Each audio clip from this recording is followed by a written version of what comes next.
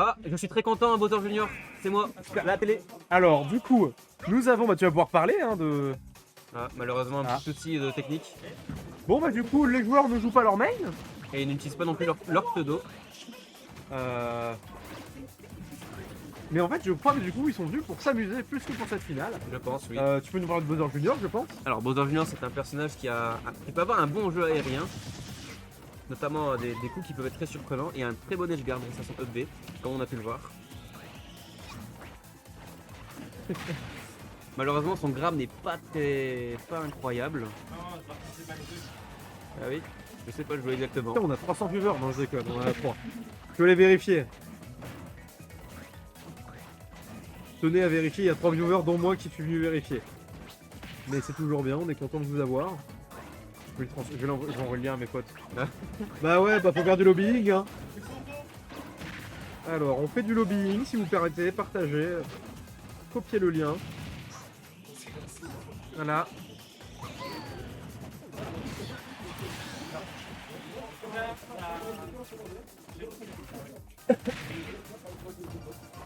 Mais on a du joli lobbying hein. Ah bah, c'est pas tous les jours qu'on a ce genre de match.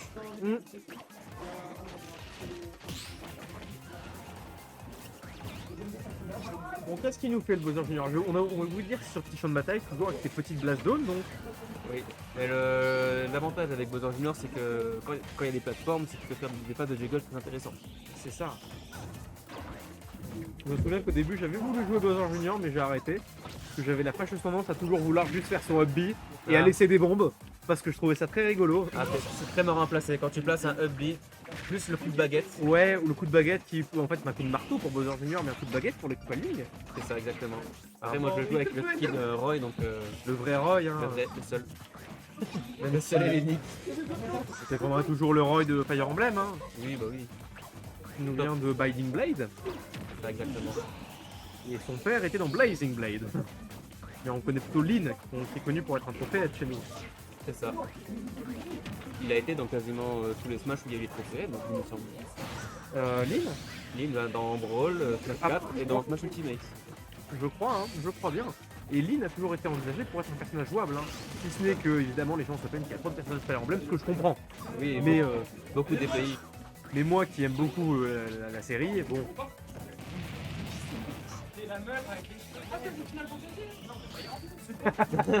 Alors les joueurs ont des débats. On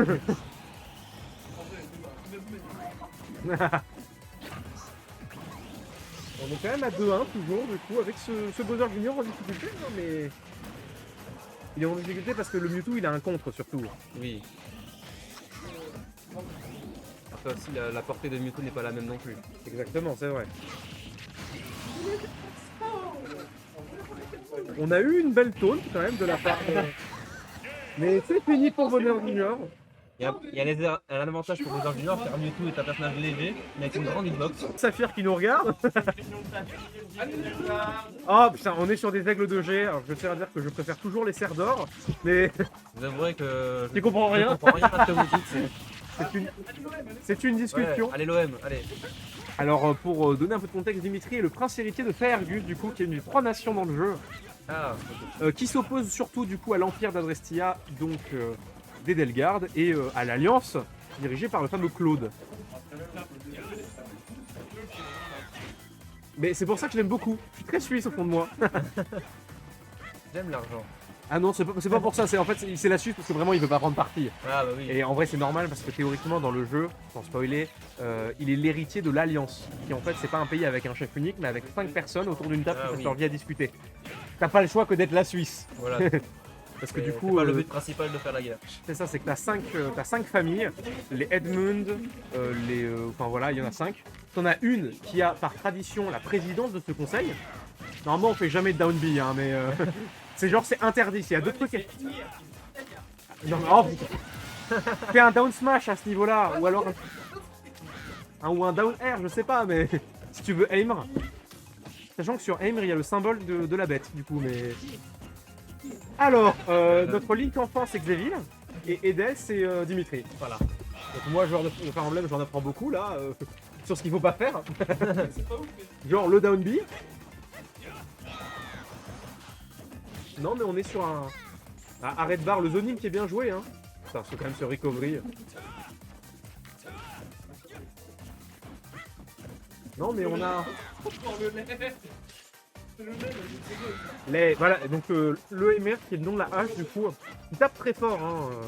Ça met aussi beaucoup la pression sur les boucliers. Un excellent spike. C'est un excellent spike, ça met beaucoup la Nous pression avons eu sur le les droit à une boucliers. petite taunt de la part de lui encore. On va redemander aux joueurs à l'interpartie de remettre dans la caméra parce que plus ça va, plus il s'éloigne. Le down tilt, arrêt de barre. Ah, on joue Dimitri ou on joue pas Dimitri. Hein. Je suis complètement d'accord hein, sur son histoire, mais je ne spoilerai pas pour ceux qui n'y auraient pas joué. Dans l'histoire, oui. Voilà.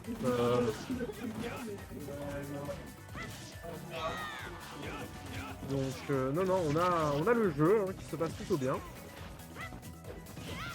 On a la tentative de zoning avec le arrêt de barre, hein, toujours, avec la lance. Les bombes, c'est vrai qu'on a... Bon, Yoshi, pour Xevilla et Chrome, du coup, un personnage de Fire Emblem. C'est un épéiste. Alors je suis un ancien joueur de Yoshi, donc je peux dire que je suis content. Et moi, alors, qui a toujours beaucoup aimé les épéistes de Fire Emblem, ben, juste trouve que le skin de Chrome est moche, mais c'est pas, en termes de gameplay, ça va pas nous aider. Et du coup, enfant, vous avez la musique Edge of Down, du coup, la musique phare de Fire Emblem Chaosies, chantée par Edelgard, bien sûr. Nous avons Speedroid qui dit arrêtez votre connerie. C'est vrai que Speedroid, du coup,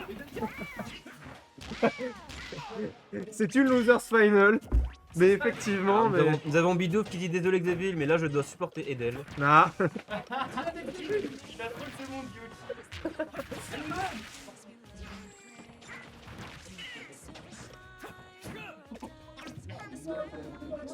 Ah, le petit Seabag. Alors, on a eu des mots d'amour donnés à nos génitrices. Ils Exactement. sont partis. Ah, il a menti apparemment. Du peu que je sais de Yoshi, c'est qu'il galère un peu contre les épéistes parce qu'il n'a pas les coups non disjoints des épéistes. C'est ça en fait, Il c'est a la force de tous les épéistes, c'est leur coup de joint. Alors que Yoshi, il a peut-être une portée similaire, mais pas les coups non disjoints. Exactement.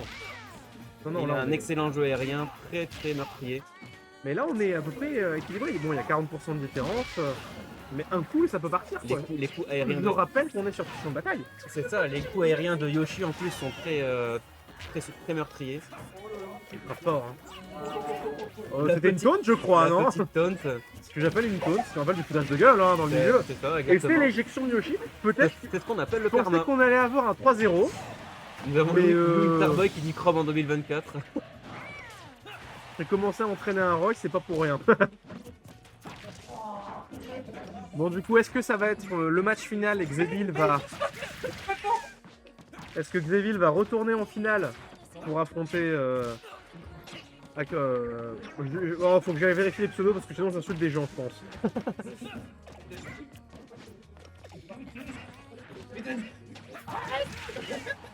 Donc est-ce que Xevillax va remonter en grande finale pour affronter à nouveau Arceus ou pas? Là, Est-ce il a l'avantage d'avoir gagné 2 matchs. Ou est-ce que ça va revenir, ça va juste prendre une manche de plus?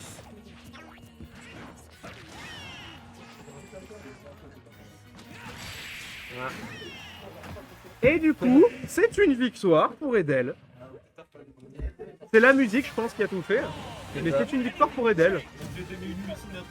Ah, Oh là là, le match. avec une musique nulle. Je rejoins Speedroid qui nous disait arrêtez vos conneries. Oui, Bah en effet, arrêtez vos conneries parce que là on a plus rien à casser en fait. c'est Hein. une loser finale, les gars. On est en finale quoi et...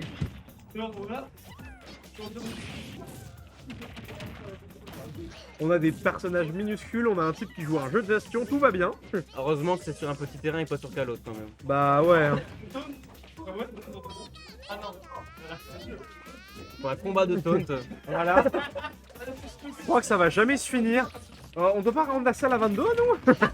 Ouais, c'est ça, on a encore 1 heure et on a encore un match après. Et après nous on a mangé quand même, hein. C'est pas tout mais il commence à faire faim. Non, je crois qu'on a dit le gagnant là, de la loser finale, il nous paye à manger, je crois, c'est ça les règles. Ouais, c'est ça exactement. Et Dave du coup très triste d'un coup. Edel a défendu des EQ. Mais je le comprends très bien. Hein. Bon alors, qu'est-ce qu'on peut dire? Parce que là, on parle pas gameplay, on se plaint finalement. On fait... Olimar, il lance ses Pikmin. Bien, belle définition. Et Pikachu, il est électrique. Et Pikachu, il dit Pika et il lance. Bah moi, ce que je vous propose, du coup, c'est que je vais chercher les définitions Pokédex de Pikachu. Ah. On en apprenne un peu plus. Donc, Pikachu Pokédex. On va regarder ça tout de suite.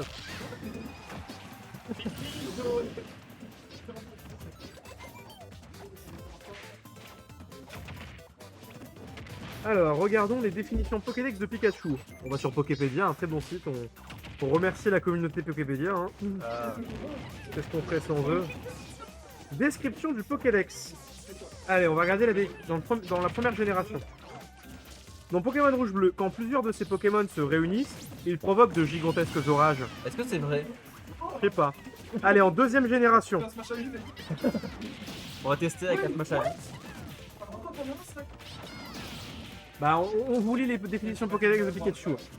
Alors, dans Pokémon Or, ce Pokémon rusé électrifie les fruits pas assez mûrs pour les rendre tendres et bons à manger.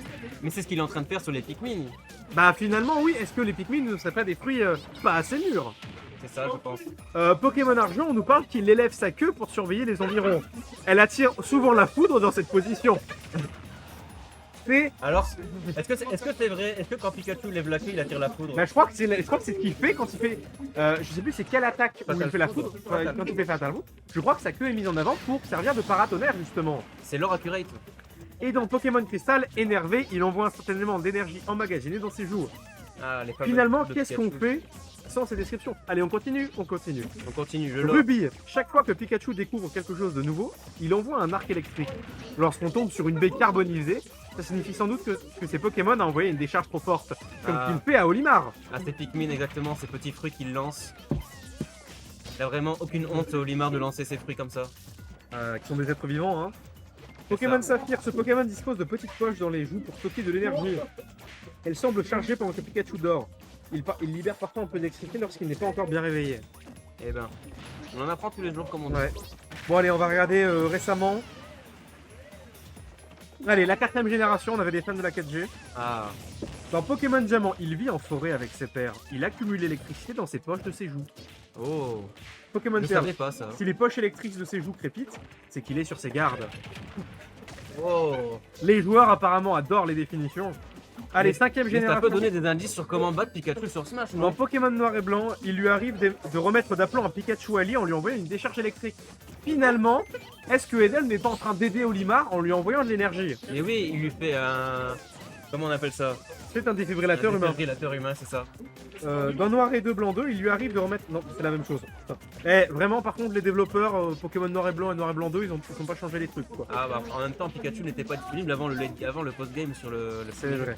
X, il élève sa queue pour surveiller les environs. Elle attire souvent la foudre dans cette position. Mais non. Ils ont repris Pokémon Or. Putain, Ah, c'est une honte. c'est une honte Game Freak, Et franchement. Pikachu a de petites poches pleines d'électricité sur ses joues. Quand ils se sont menacés, il laisse échapper. Eh, X et Y, ils n'ont pas eu d'idée. Hein. Allez, qu'est-ce Bah, qu'on dit? les jeux n'étaient pas finis, donc...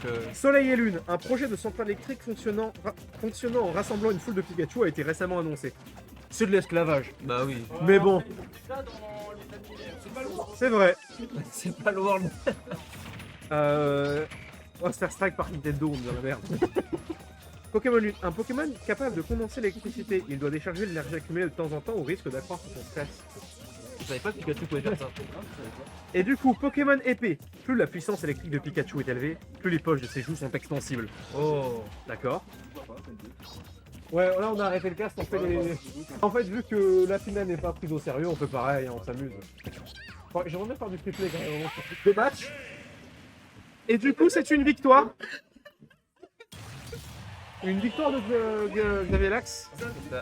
J'ai envie de t'appeler Xavier, je sais plus. C'est Xavier Lax. Mais c'est pas grave.